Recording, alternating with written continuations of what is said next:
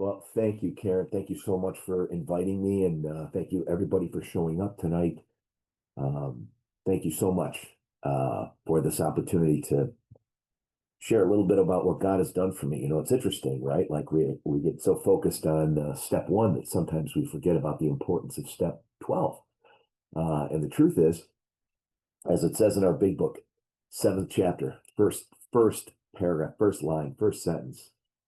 Nothing ensures immunity so much as intensive work with other alcoholics. And so I appreciate this opportunity to be here, tell a little bit of my story.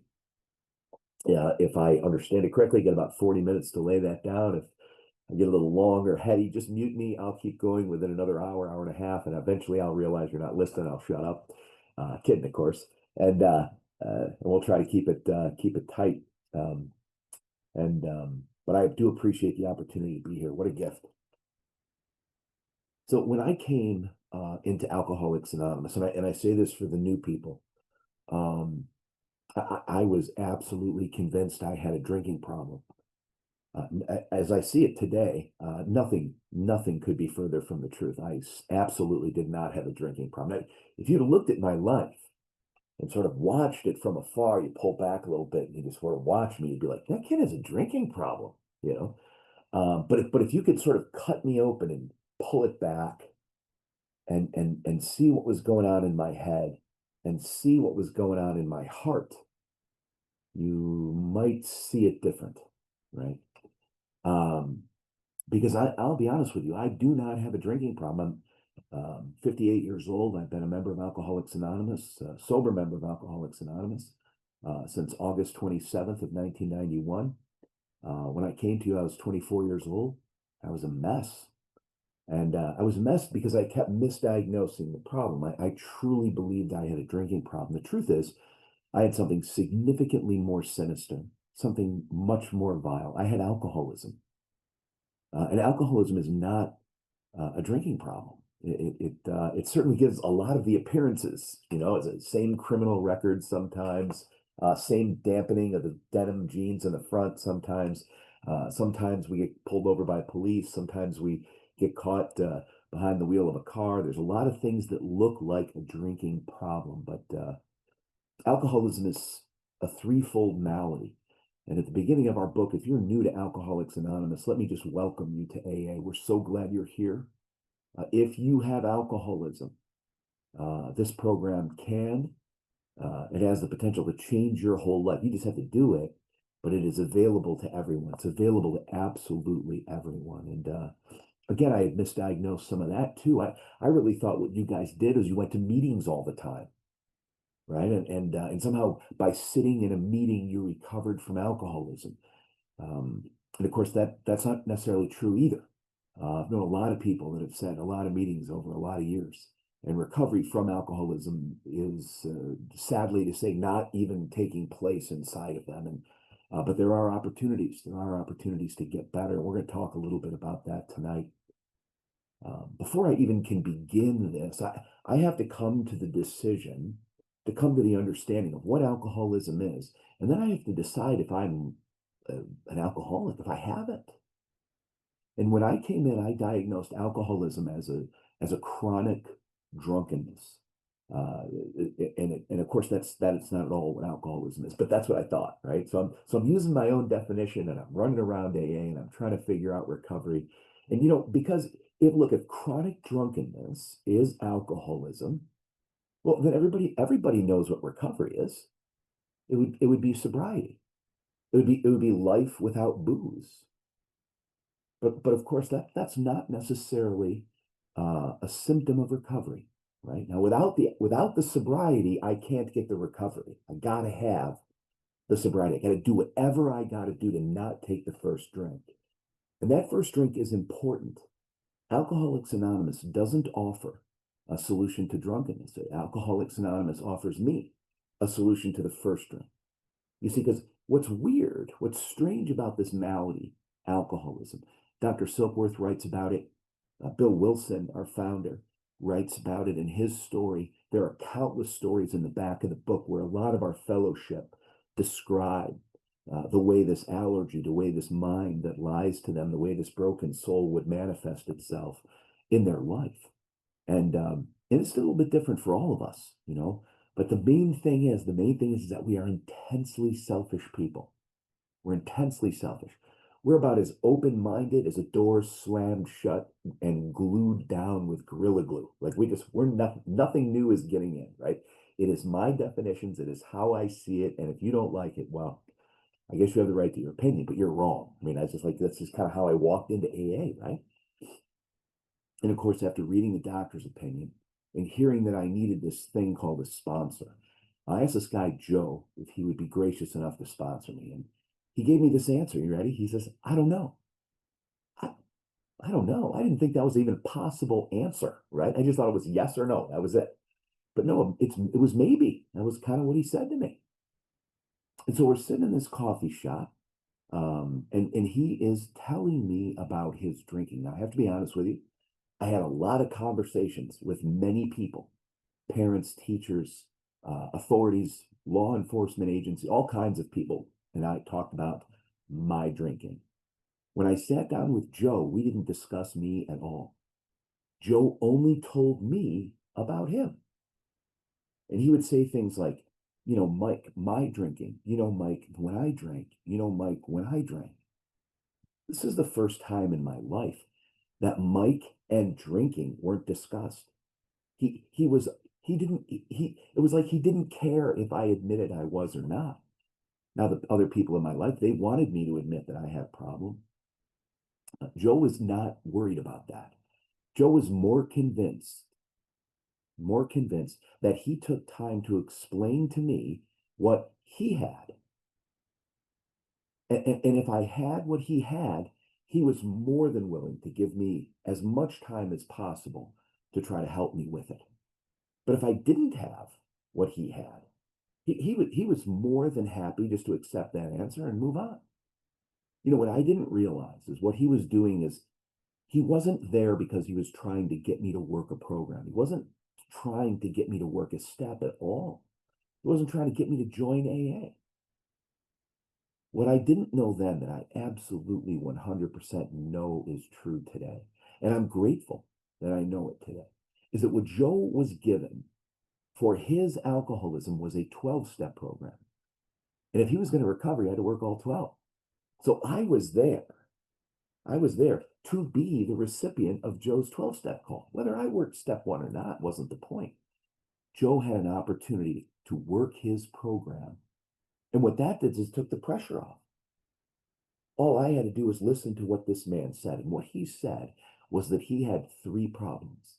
And the first was an allergy to alcohol. That for some reason, some weird, odd reason, when he digested alcohol, something happened to him on the inside of himself that made it virtually impossible for him to stop drinking once he started. And he asked me this question. He said, Mike, have you ever gone out with the intention of not getting drunk and ended up wildly intoxicated? And I said, oh my gosh, you just described like the last year and a half of my drinking. I don't know why anyone is at this meeting. I have no idea why you started coming to AA. I couldn't begin to tell you. But I can tell you why I did. I was tired of making people that I love cry. And I was trying to do every single thing I could to stop that. I failed at it. I failed miserably at it. But I was honestly and sincerely trying. And so when Joe said, hey, have there ever been times where you've gone out with the intention of not getting drunk and ended up wildly intoxicated? That was a very interesting thing, right? It's like, how does that happen? Well, it happens every time if you're like me. If you have an allergy to alcohol, that's not a new phenomenon to you. That's happened countless times. Whether you admit it or not, like it or not, desire it or not, I don't know. But all I'm telling you is that if you have that allergy, you're going to be unable to control your drinking once you start. And that's exactly what was wrong with it. Now, you'd think that was bad news, and it is, but the news gets worse, right? You say, Michael, why are you telling us bad news about alcoholism? You're a member of AA. You're supposed to be giving me hope. No, I'm not. No, I'm not. Alcoholics Anonymous is not, nor has it ever been, and I pray it never will become a message of hope. Now, that might sound contradictory, But truly, the way I was raised in AA was simply this, that Alcoholics Anonymous is not a message of hope. Alcoholics Anonymous is a message of hopelessness, followed by a message of hope. You see, because if I don't know how screwed I am, if I don't know how powerless I actually am over this, I may actually decide that meeting attendance will solve my problem. And that'll be devastating for myself and the people I love. Because what I really need, what I really long for is what that 12-step promises.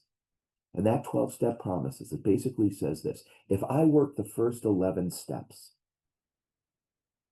the grace of God will allow some sort of spiritual awakening to take place inside of my life, inside of my heart. And then God will be my defense against the first drink, not Mike. You see, every single time I was my defense against the first drink, I'm telling you what happened, and it wasn't good. Here's what happened. I drank. When I was my defense against the first drink, I drank. And when I went through the 12-step process, when I went through those first 11 steps, something happened to me. Something changed inside of me. Something was sort of rewired, if you will. I saw the world in a different way on the other side. And I think that was the fingerprints of God. I think that was the grace of a kind God who reaches into the gutter and pulls people like me out. Now, candidly, he might pull me out and dust me off and get me cleaned up a little bit. And I'm really grateful he did. But honestly, I'm not done with the gutter yet. Like, what he does is he pulls me out, but then he sends me right back to the gutter. Why? That's where the good people, that's where my brothers and sisters who are still suffering from this malady are at. He didn't pull me out of the gutter so I could have a great life and everybody else could die. No, no, no, no, no. He pulled me out of the gutter, gave me an awakening so he could send me back to the gutter, and I could have an answer and a solution for some of the people who asked me for help. I didn't know that my solution is wrapped around bringing this message to other people. I didn't know that. I thought it went like this. You just don't drink every day. Things get tough. You sort of endure it and, muscle up and man up and pull yourself up by your bootstraps. And then you get through the day and you start it again tomorrow. Nothing could be further from the truth in AA. At least as I see it in the book, at least what I've read in the book. So there's the first problem, and that's the allergy. The second problem that people like me have, and if you have alcoholism, you might understand this, you might have this too. And it's what the chapter more about alcoholism, chapter 3, describes in great detail. And Dr. Silkworth, if you were going to jam up that whole thing and stick it into a little pile, Dr. Silkworth describes what chapter 3 talks about this way. He says that we have, and this is an interesting way to phrase it, but it's brilliant. He said, we have an inability to differentiate the true from the false. Right? That's amazing. That's amazing. What does that even mean? It means this. It means that true things in life come at me and I perceive them completely wrong. It means false things come at me in life and I think they're true. I'll give you some examples. I thought because last night, whenever last night was, years ago, that because I did really bad things last night, that I would be smart enough tonight not to repeat or do worse things tonight than I did last night, because I just went through it last night. I'm not a moron. I'm not an idiot. I'm not going to do that again. And I would not only do it again, sometimes I would do worse things. No matter how much I swore off what happened last night, tonight, that was no indication that I wasn't going to repeat that behavior very, very aggressively. And it made people around me nuts. They're like, why are you doing this? And I'd sort of reach in the back of my head to pull out my file with all the answers of life in it. And I'd open up the file and I'd look in there and it was empty. It was empty. I didn't have any answers as to why I was doing it any more than they did. Mike, why are the police going to show up again when when you drink like this, the police show up? I don't know. Mike, why are you going to hurt her again when when you drink like that, she gets hurt? I don't know. Mike, why do you steal from him again? You know that every time you drink like that, you steal from him. Why do you? I don't know. I don't know. See, in chapter 3, it describes a whole bunch of people And all of the people in chapter 3, more about alcoholism, they all have some similar traits. And the first trait they all have, see if you can relate to this, especially if you're new, especially if you're new. The first trait that they have is that they all want to be sober. It's a chapter filled with stories about people who want to be sober. It's a chapter filled with people who are making an effort to get and stay sober. It's a chapter filled with people who desire to stay sober. They're making efforts to do that. They're hanging out with people who are sober, and they're learning from others how to do that. And the last thing they all have in common, they want to be sober. They're doing the work to try to stay sober.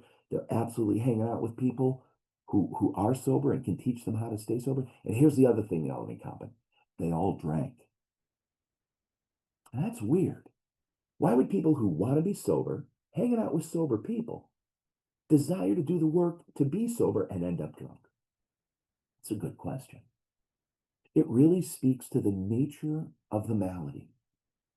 You see, if I have the inability to differentiate the true from the false, when true things come at me in life and I perceive them as false, and vice versa, when false things come at me and I perceive them as true, I'm in a world of hurt. I need some sort of intervention here. I'm going to be unable to manage this by myself. You see, Joe, that guy who I asked to be my sponsor, was very descriptive in his description of what alcoholism is. Physical allergy to alcohol, a mind that lies to me, and a broken soul. And he said, look, man, I got that allergy thing you're talking about. I definitely do. He said, good, because I want you to know Alcoholics Anonymous doesn't have a solution for that allergy. And I was like, what? He's like, oh, yeah, no, we can't fix your body, Mike. We're not doctors. I don't want to give you the wrong impression, buddy. We're not doctors. We can't fix your physiology. If you got that allergy, you're going to have that allergy until they throw dirt on you years and years and years down the road. Right? Which means if you stay sober for 2 weeks or 2 months or 2 years or 22 years and you end up drinking again, Mike, that allergy will be triggered and you'll be off to the races again. Time of sobriety does not cure the allergy, and it never will.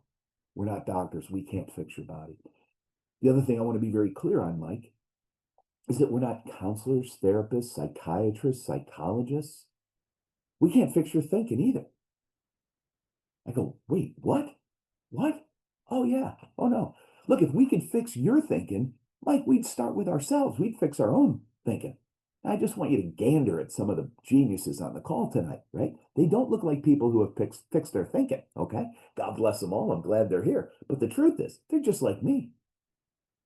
They got a mind that tells them lies and they believe it. So, look, if we don't work on the body in AA, and if we don't work on the mind in AA, what do we work on? Well, the same thing that Carol and Scott worked on. The same thing. What's that? It's the broken soul. You see, once this is fixed in here, right, I think differently. And when I think differently, I choose different options. And when I choose different options, I get different results. And when I get different results, I get different outcomes. And when I get different outcomes, I get a totally different life. But if this never gets fixed, even if I don't drink, if this doesn't get fixed, even if I'm not drinking currently, which I'm not, right? But if this doesn't get fixed, I'll never have new options. This mind will never be placed in a position of peace. And it will be frantically telling me stories. And frantically pushing me to make decisions, do this, get that going, pretend you're this, pretend you're that, get that going, make sure everybody knows how this either great you are or what a fool you, like whatever. It was just this chronic, like insane rant of thoughts that never get turned down, never get to be peaceable, never get to be just calm. There's no peace of mind. I might get sobriety, but if I get sobriety without peace of mind, that sobriety is going to leave me. Why? because I desperately need to turn this down. Desperately need to turn this down. And I can't do it.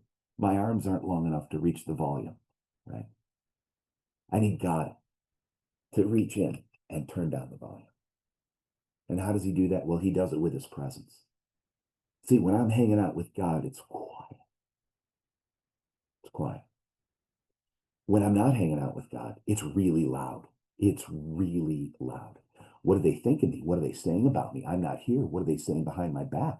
You know, that Karen never liked me. I can tell you that right now. You know, that Kristen never liked me. I can tell you that now. You know, David never liked me. You know, I mean, it's just chronic. How do I get that down? I have only found two ways to turn down the noise in my head. Just two. I'm 58 years old. Maybe you found other ways, and God bless you if you have. I'm just telling you, I have not.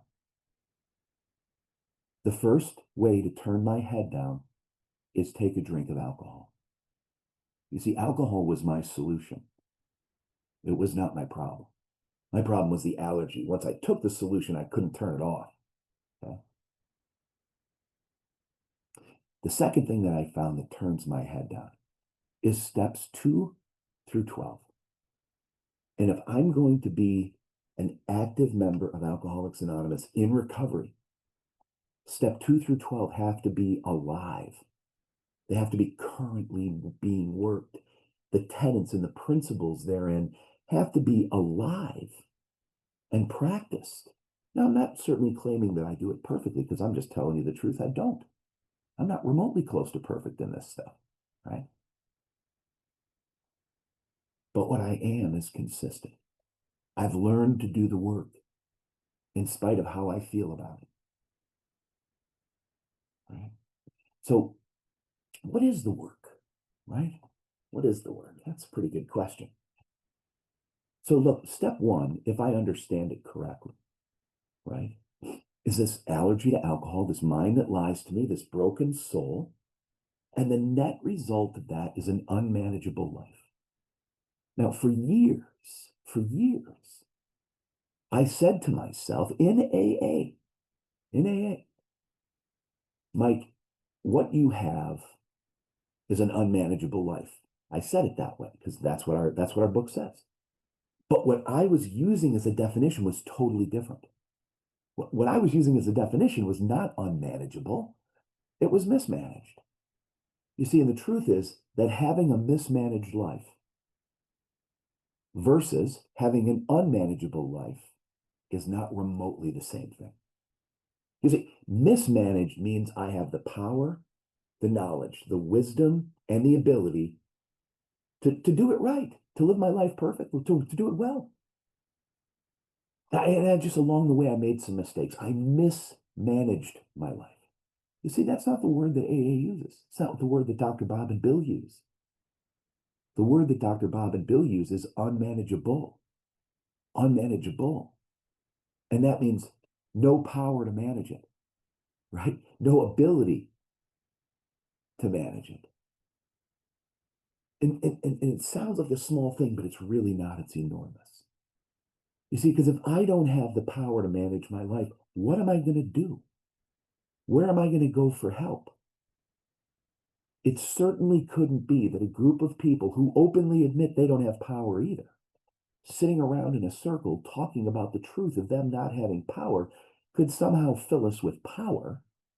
That doesn't even make sense, right? So look, I love meetings. Please don't misinterpret this. I'm at them all the time. I love AA. I love meetings, right? But my problem is alcoholism, not lack of fellowship. Our big book is clear. In the back there, it says that, have you a sufficient substitute for alcohol? Yes, I do. Yes, I do. It's the fellowship. It's all of you. It's my brothers and my sisters. And all of you help me find a substitute for alcohol, as if alcohol was my problem. But as I just said, alcohol is not our problem. Alcohol is our solution. So what is really wrong with me? Those three things. Allergy of the body, lies in the mind, broken soul. I've got to work the program so that I can find this power. And this power promises me some stuff. This power promises me that if I will do the work, he will show his face. That if I will do the work, he will reveal himself to me. I don't have to go looking for God. He'll come, right? In my experience, it's sort of like this. All of a sudden, I'm driving down the road and I recognize I'm driving down the road. I don't know how that happens, but it's just true, right? That's just sort of what happens. I might not know where God is. I might not know much about it. But if I will do steps 2 through 11, 2 through 11, I'm telling you, I will meet that God. He will show up, right? And that has been my experience and my case from jump. When Joe walked me through the big book for the first time, I had an experience, right? And today I'm in the midst of multiple big book studies. And as I walk through the book, I'm having a similar experience. As long as I stay in this book and do the work, surrender myself in step 3, write down my resentments, my fears, my sex conduct, say the prayers that are attached to each one of those things in our big book. Schedule an appointment to sit down with someone and share whatever it is I've written down. I invite God into that little meeting so that I'll admit to myself, to another person, and to God the exact nature of my wrongs. Get on my knees and say the 6-step prayer and the 7-step prayer on page 76 in our book. And then grab a piece of paper and a pen and that 4th step and write down the names of the people that I had harmed. And as I'm doing that, it's likely that more names will come to me. I should write them down too. And then I go out into the world and I make amends. And I was taught that there's 4 parts to a completed amendment. And I can find them in the big book as I go through, right? Oh, there's one, there's one, there. Those 4 parts go like this. The first is an act of confession. I'm simply to go to the person I hurt and say, hey, Kim, hey, Dan, hey, Lori, hey, here's what I did. I lied to you. I stole from you. I cheated on you. I manipulated you, whatever I did. I'm just to go to them and tell them the truth about what I did. An act of confession. The second is an act of contrition. What does that mean? It means I express my regret. And that's sort of different than just an apology. Now, there's nothing wrong with apologies. Nowhere in our book does it say don't ever give an apology. Sometimes the conversation may call for an apology, but it's maybe not complete. You see, expressing my regret goes a little bit further than just saying I'm sorry, right?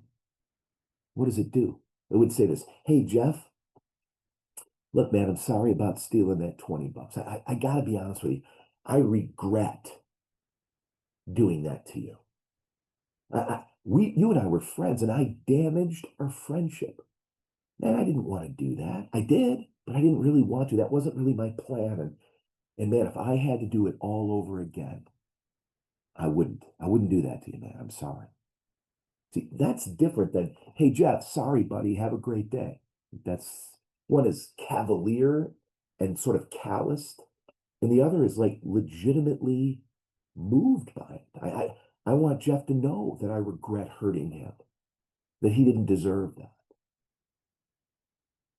So an act of confession, I go to Jeff, I tell him what I did.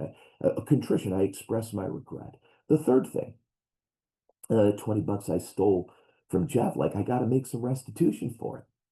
I either got to give him the $20 back today, or maybe I make 10 payments of $2 a piece or 20 payments of $1 a piece. But either way, Jeff's got to get his money back.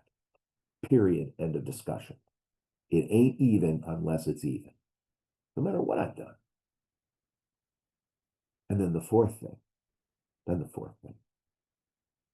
you know, uh, let's say Jeff is moved by my confession and my contrition, and he accepts the $20 payment back, and he sticks the $20 bill in his wallet, and he sets it down on the table in front of us in that coffee shop where I'm making amends to him, and he gets up to use the bathroom. And while he's using the men's room, I reach over the table and grab his wallet again and take the $20. Like that didn't help me, right?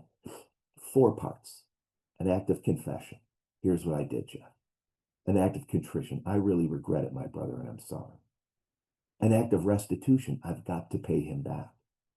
And the fourth one, which is so powerful, so important, that the other three are moot if I don't do the fourth. And that fourth is an act of repentance. I got to stop stealing from Jeff. I'm going to stop it. Now, when that happens, I don't know why. I can't tell you. I don't know why it happens.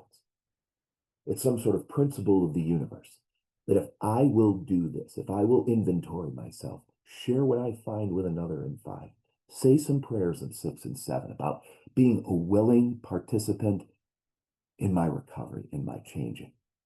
And if I will make fair and just restitution to people like Jeff, people I've hurt, no matter who or what I did, then I'm going to awaken spiritually. Now, you don't have to believe me at all. That's okay. No need to do that. But I will say that if you've been in Alcoholics Anonymous for a while, you've seen this. You've seen sort of, and I mean this with great respect because I've lost friends and family from this. But there's almost, when I was a kid, there was a guy who used to be on Johnny Carson all the time, man. And when I was a kid, like the cool thing to do was to try to stay up late and watch Johnny Carson. Yeah. Like mom never wanted us to, but we tried to anyways, right? And so one of the guys that was like almost always on Johnny Carson was this guy, Rich Little. And he would impersonate all of these very famous people. And he did a great job at it, right? Today, Frank Caliendo does the same thing, right? There's all kinds of impersonators. SNL is filled with all kinds of impersonators. And here's what's interesting. The more accurately someone impersonates the role they're trying to do, the better the impersonation. See, in AA, though, we have that. See, we feel like sobriety equals recovery. So the danger in AA is that we supplement, we pretend, we impersonate real recovery by means of imitating sobriety. I can be stone cold sober for weeks, months, and years. It doesn't mean I'm recovering. And if I don't get this fixed and I don't get this fixed, I could be in very serious, serious trouble. We've all met people who have played the game and wound up drunk. We've all met people who have played the game and wound up in serious trouble, even if they don't drink. Recovery and sobriety are not the same. Now, I got to be sober to get the recovery. I can't write it out as 4-step. If I'm liquored up, of course I gotta be sober, right? I can't make fair and just restitution if I'm liquored up. But I cannot be liquored up and never recover. These 12 steps bring about something called the promised spiritual awakening. Our 12 steps says, having had a spiritual awakening as the result of these steps, we tried to carry this message, which I love. I love that answer. We tried to carry the message. It doesn't say we were good at it. It doesn't say we sponsored 100 people. It doesn't say anybody else even got sober. It says we tried. Are you trying in your life today to carry the message of AA? Or are you settling for meeting attendance? It's not the same. It's not the same. Why do we do that? Well, because of our problem, right? One of our problems is we have an inability to differentiate the true from the false. So no wonder we pick wrong things. Like, we're not bad for that. It's just true. And that's where sponsorship comes in. That's where having something like this big book, Alcoholics Anonymous, comes in, right? To be able to have an outline that dictates to us how we should behave in spite of how we might feel, in the face of how we might feel. And somehow a conversion comes about, a transformation comes about, a change of heart comes about. These are all phrases that the big book uses to describe this change.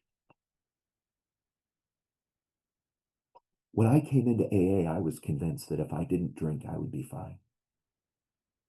Today, I can't tell you how false I think that is. The absence of alcohol in my life is not an indication of the sanity that I desperately need in my life. Now, I got to have one. I got to have them both, right? Got to have them both.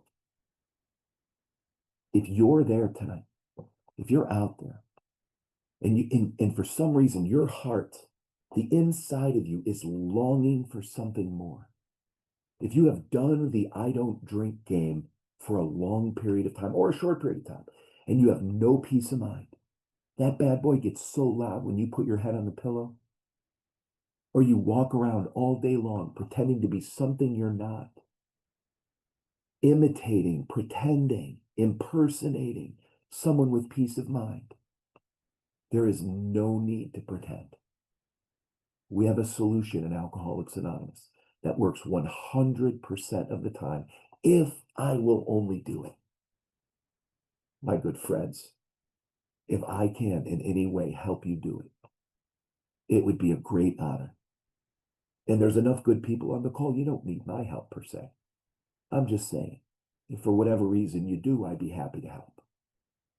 But please just know that how we're going to go about this is we're going to crack this book and we're going to try as best we can to do the work. We won't do it perfect, but we'll do it well enough. And all of the little cracks of our hearts, all of the little cracks in our souls, God will spackle in with his grace and he'll fill them up for us. He'll take all the broken parts of our heart in his loving hands and he'll give us new life. Not a little bit improved old life. He'll give us a brand new life. And then what he's going to do, I'll be honest with you, he's going to send us back to the gutter because there's men and women there who need us.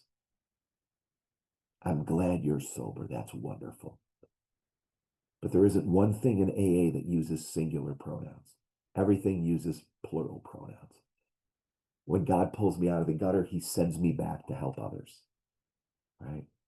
He sends me back to help others.